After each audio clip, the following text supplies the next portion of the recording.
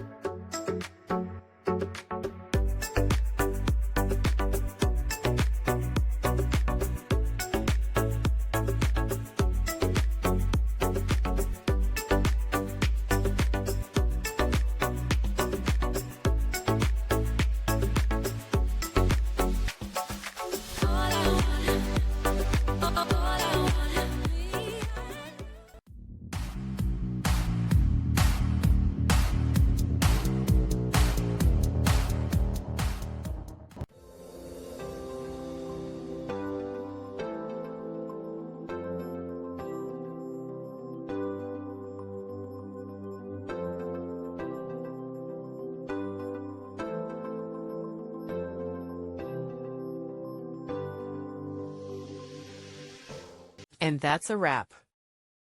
I hope you found the answer you were looking for. If you did, take a second to hit that subscribe button. It really helps out. And let me know in the comments which solution worked best for you. See you next time in the debug zone.